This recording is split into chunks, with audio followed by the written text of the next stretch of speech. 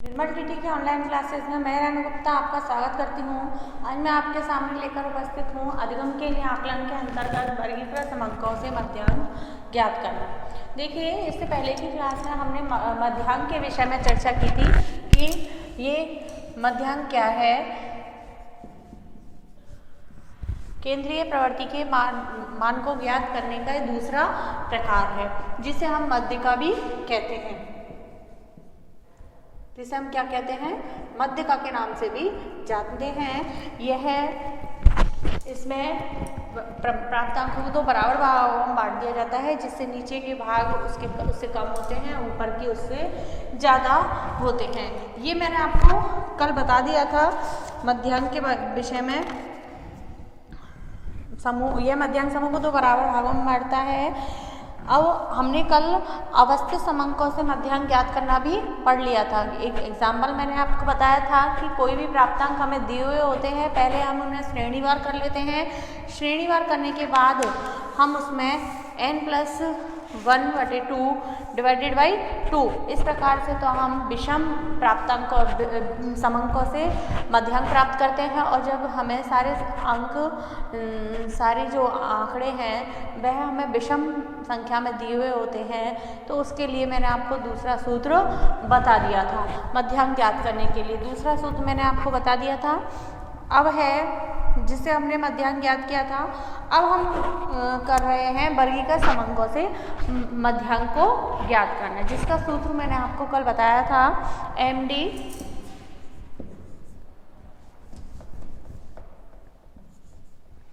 L plus MD बराबर L plus n divided 2 minus CFB into CFB बटे F। ये हमें वर्गीकृत समंकों से मध्यांक ज्ञात करने का सूत्र है, जिसमें हम संकेताक्षर आपको मैंने बता दिए थे कि MD मध्यांक को रिप्रेजेंट करता है, L मध्यांक वर्ग की वास्तविक निम्न सीमा होती है, L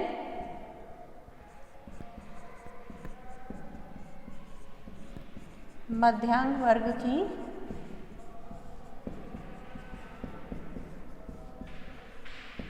वास्तविक निम्न सीमा।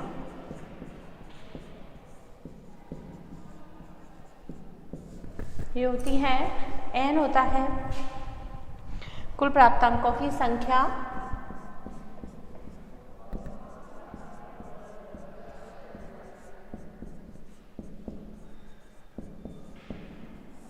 कुल प्राप्तांकों की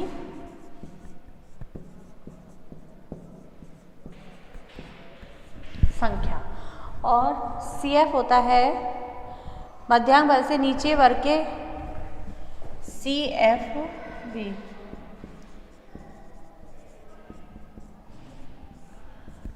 मध्यांक वर्ग से नीचे के वर्ग की संचयी आवृत्ति।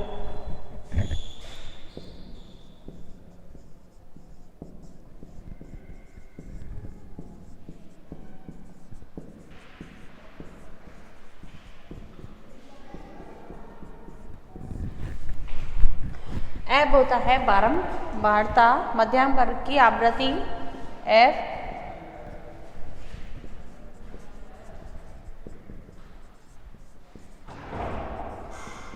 मध्यांक वर्ग की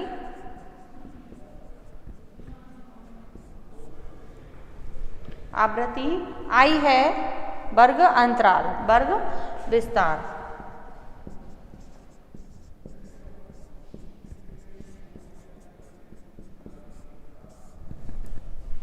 ये है मध्यांक वर्ग की वास्तविक निम्न सीमा L, N है कुल प्राप्तांकों की संख्या, CFB है मध्यांक वर्ग से नीचे के वर्ग की संचयी आवृत्ति, F है मध्यांक वर्ग की आवृत्ति, I है वर्ग विस्तार। ये मैंने आपको संकेताक्षर इस सूत्र में जो प्रयोग लिए हमने वो बता दिए। अब हम करते हैं मध्यांक वर्ग वह वर्ग होता है जिसमें n डिवाइडेड बाई 2 भी संचयी आवृत्ति स्थित होती है। अब मध्यांक वर्ग कौन सा होता है ये बताया, मध्यांक वर्ग वह वर्ग होता है जिसमें n डिवाइडेड बाई 2, मध्यांक वर्ग वह वर्ग होता है जिसमें n डिवाइडेड बाई 2 भी संचयी आवृत्ति स्थित होती है। अब एक उदाहरण के द्वारा हम इसे समझेंगे, ध्यान से देख लीजिएगा आप।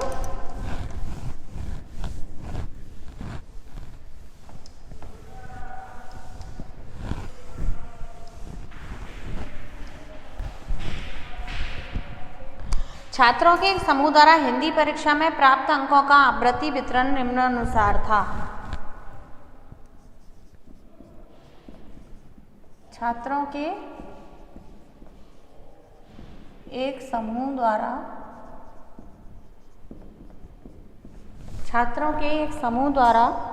हिंदी परीक्षा में प्राप्त अंकों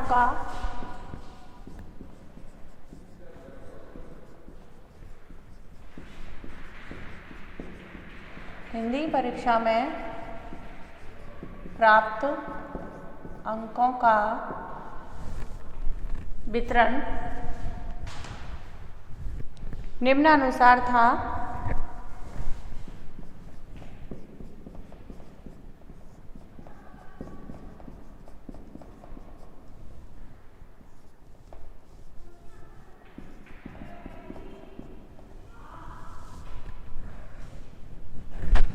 अंकों का वितरण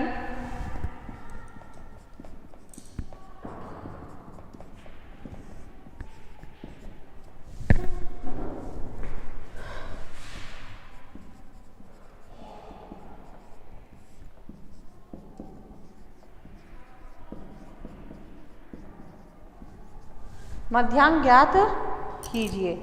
देखिए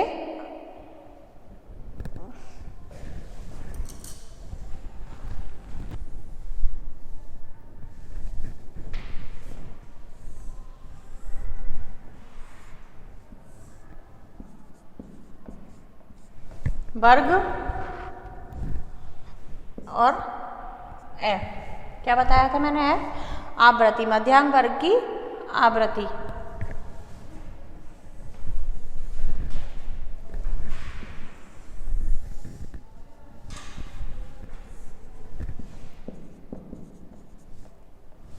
ट्वेंटी से 29,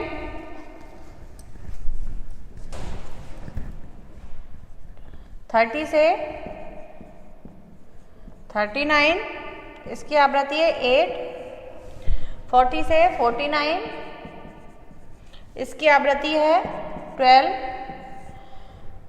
अब है 50 से 59, इसकी आवृत्ति है 25। 60 से 69, इसकी आवृत्ति है 23। 70 से 79, इसकी आवृत्ति है 18। और 89, 80 से 89 और 90 से 99, इसकी आवृत्ति है 8 और इसकी आवृत्ति है 4। ये हमारे पास वर्ग और उसका आवृत्ति विवरण दिया हुआ है। अब देखिए मध्यांक ज्ञात करने के लिए सबसे पहले हमें मध्यांक वर्ग को पहचानना होगा। तो मैंने मध्यांक वर्ग कौन सा बताया था? जो उसमें n/2 भी संचय आवृत्ति जिसमें विद्यमान हो। तो मध्यांक वर्ग ज्ञात करने के लिए संचय आवृत्ति वितरण तैयार करके उस वर्ग को हमें ज्ञात करना होगा। अब इसको देखिए हम कैसे स्टेबल करते हैं।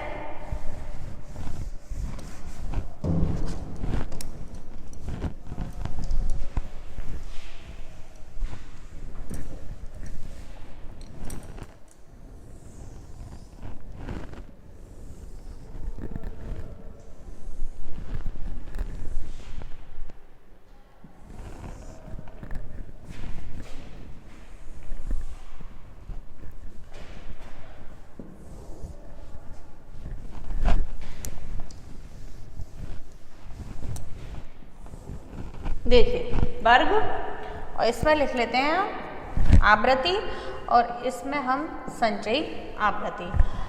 90 से 99, 80 से 89, 70 से 79, 60 से 69, 50 से 59, 40 से 49, 30 से 39, 20 से 29। ये हमारी वर्ग है। अब इसके आवृत्ति लिख लेते हैं हम 4, 8, 18, 23, 25, 12, 8 और 2। ये हमने इसकी आवृत्ति लिख ली। अब हमें क्या ज्ञात करना है?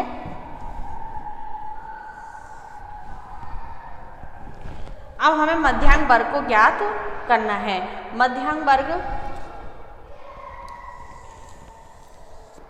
देखिए, ये I है, ये है 10। इनमें कितने का अंतर है? I होता है वर्ग विस्तार, तो वर्ग विस्तार कितने का है इसमें? 10 का। 90 से 99, 80 से 89 में 10 का है, सब में बराबर का है वर्ग विस्तार 10 का। और n होता है आवृत्तियों का योग। तो अब इसका योग प्राप्तांकों की कुल संख्या, तो ये हो गई कुल संख्या 100। जोड़ लीजिए इसको, ये हो गई 100। अब हमें, क्योंकि n 100 है और हमें मध्यांक वर्ग ज्ञात करना है, और मध्यांक वर्ग ज्ञात करने के लिए मैंने आपको बताया n डिवाइडेड बाई 2। तो n डिवाइडेड बाई 2, n है 100, 100 डिवाइडेड बाई 2 इक्वल टू क्या हुआ? 50। तो 50 वाले वर्ग की हमें क्या 50वीं संचय आवृत्ति, 50वीं संचय आवृत्ति 60 से 69 वाले वर्ग में स्थित होगी। 50वीं संचय आवृत्ति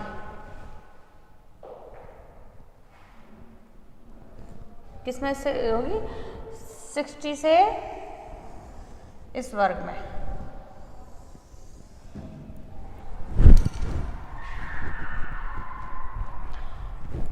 संचय आवृत्ति इसकी निकालेंगे हम कैसे? 100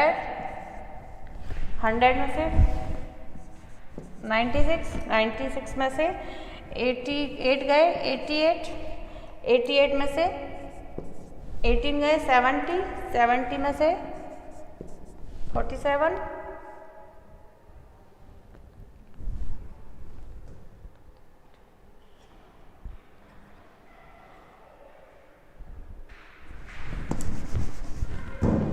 ये क्या हुआ?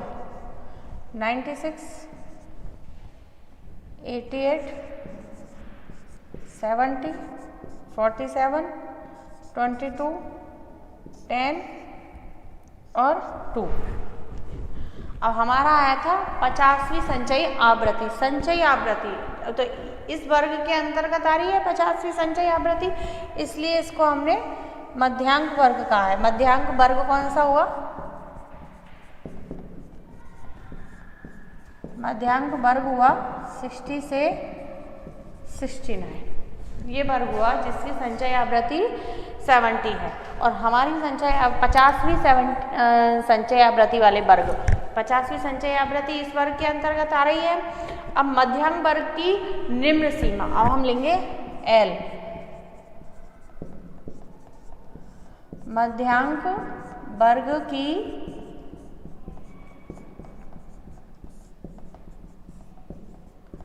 निम्न सीमा, मध्यांक वर्ग की निम्न सीमा क्या हो गई? 59.5, जिसे हम किससे व्यक्त करते हैं? L से। 59.5 जिसे हम L से, मध्यांक वर्ग से नीचे संचयी आवृत्ति। देखिए सूत्र बताया था मैंने आपको, L प्लस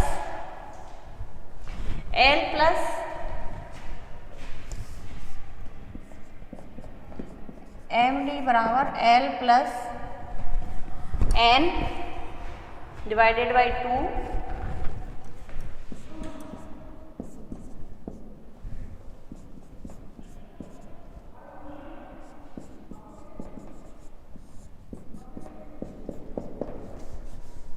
ये मैंने आपको सूत्र बताया। तो L हो गई मध्यांक वर्ग की निम्नतम सीमा। इस वर्ग की निम्नतम सीमा 59.5। अब याद करना है हमको मध्यांक वर्ग की CFV, मध्यांक वर्ग की आवृत्ति, मध्यांक वर्ग की आवृत्ति।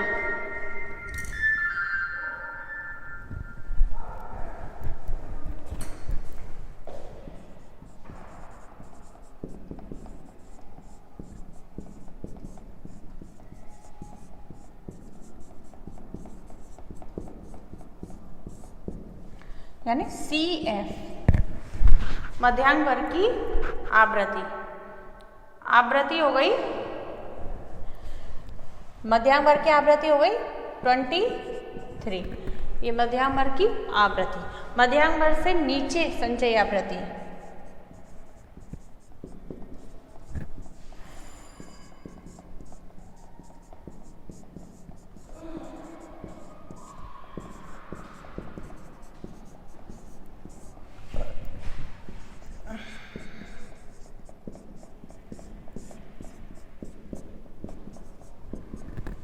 क्या हो गई 47। मध्यांक वर्ग से नीचे की संचयी आवृत्ति, ये हो गई हमारी 47। अब है वर्ग विस्तार।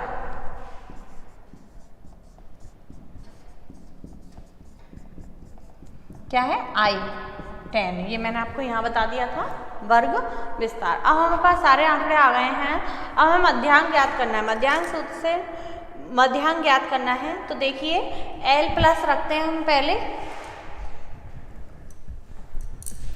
L प्लस, L क्या है? निम्नतम सीमा।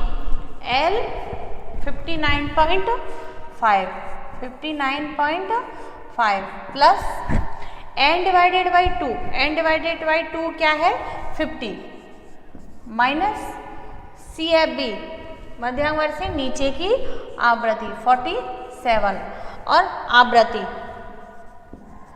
इंटू I 10, ये हो गया 59 प्लस ये क्या है हमारा MD, MD है। अब इसका आंसर हमारे पास क्या आएगा, आप निकाल के देखना 60.80,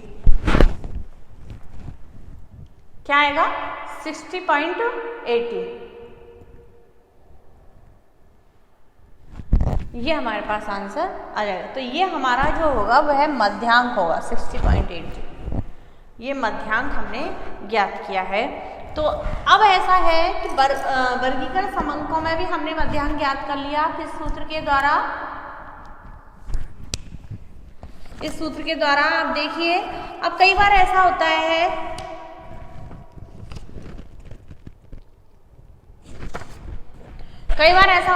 कि कभी कभी कुछ ऐसी परिस्थिति आ जाती है कि मध्यांक ज्ञात करना बहुत कठिन कार्य हो जाता है। यहाँ तो हमें सब चीज़ दी हुई बहुत टिपिकल काम हो जाता है मध्यांक ज्ञात करना। इस प्रकार की दो परिस्थितियाँ होती हैं जब टिपिकल होता है, जब किसी एक वर्ग की संचयी आवृत्ति n/2 के बराबर हो।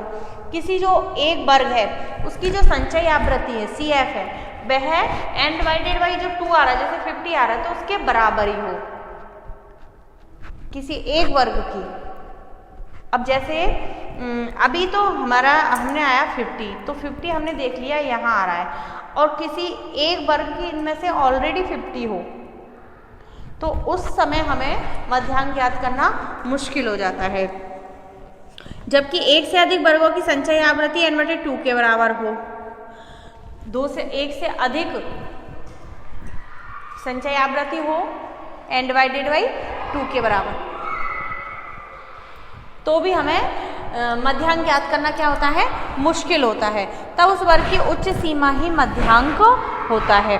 अब मध्यांक ज्ञात करते समय जब किसी एक वर्ग की संचयी आवृत्ति n/2 के बराबर होता है, उस वर्ग की उच्च सीमा ही, वर्ग की जो उच्च सीमा है वही क्या होती है, मध्यांक वर्ग कहलाता है। और यदि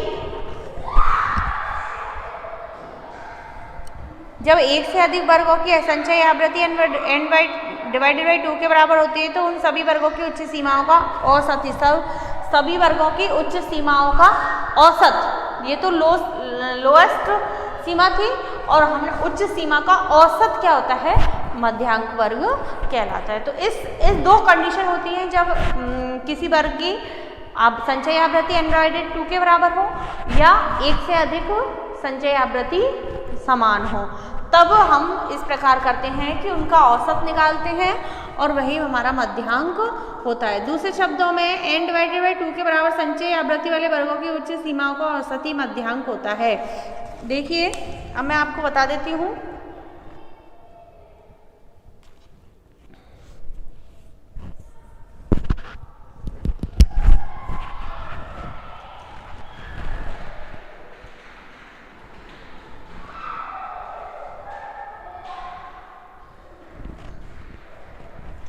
ये होती है उच्च सीमा और ये होती है निम्न सीमा।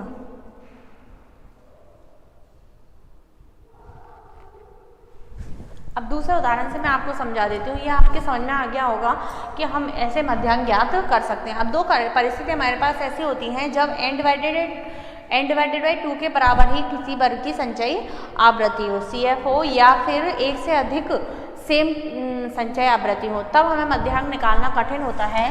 तो ऐसी कंडीशन में हम मध्यांक का कैसे पता लगाएंगे, आप देख लीजिए।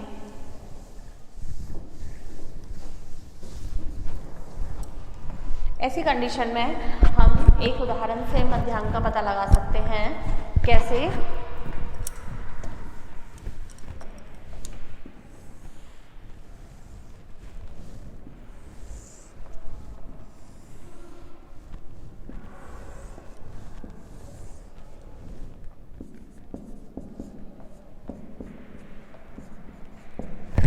वर्ग FCF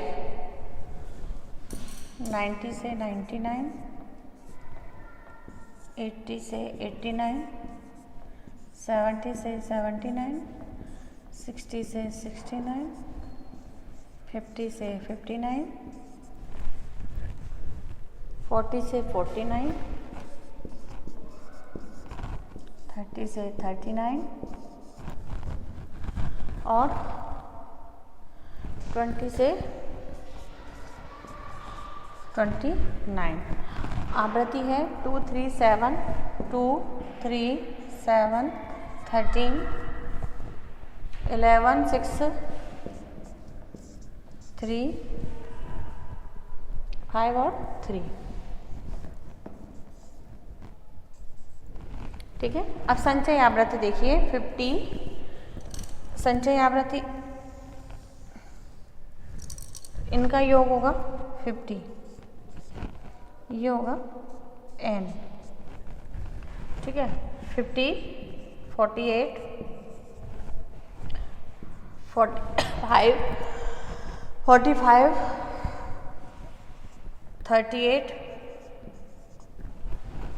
38, 25, 14,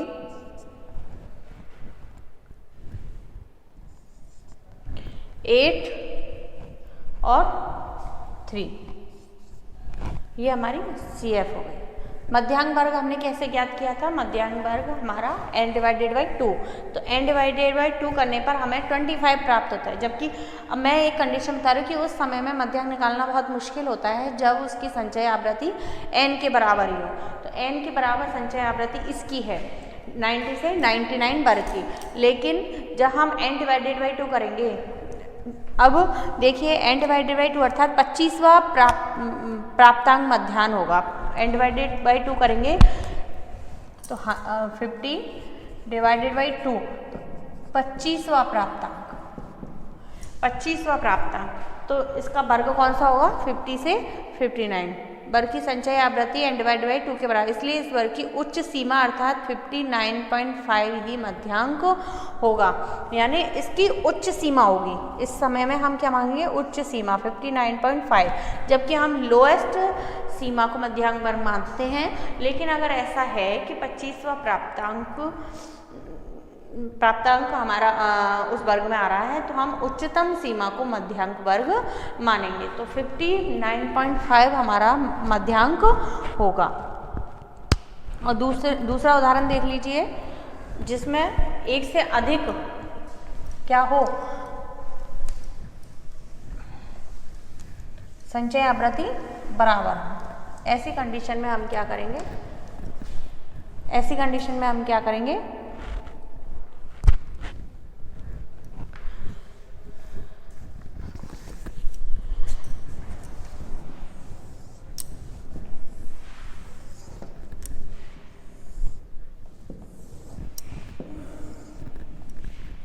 वर्ग एफ और सी एफ वर्ग 59 से 59, 55 से 59, 50 से 54, 45 से 49, 40 से 44, 35 से 39, 30 से 34, 25 से 29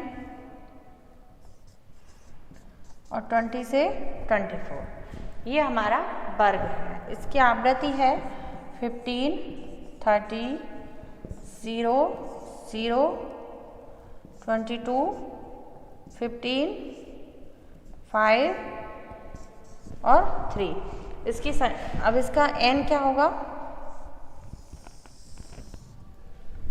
n होगा हमारा 90, i होगा हमारा 5। i क्या है? 5 और n क्या है? 90। 90, 75, 45,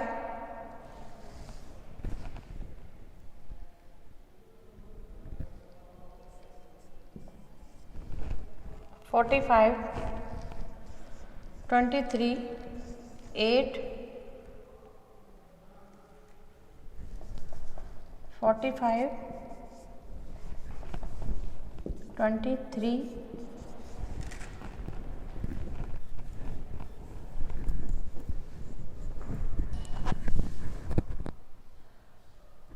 90, i 5। i है वर्ग विस्तार, n है f। अब यह है संचयी बारंबारता। अब देखिए इसमें 8 और 3, 8 और 3 इसकी संचयी बारंबारता। अब देखिए दूसरा इसमें n क्या है हमारा? 90 है, तो n डिवाइडेड बाई 2 क्या होगा? 45 व प्राप्तांक मध्याह्न होगा। n डिवाइडेड बाई 2 मध्याह्न वर्ग कौन सा होगा? मध्याह्न क्या होगा? n डिवाइडेड बाई 2 बराबर 45 व प्राप्तांक।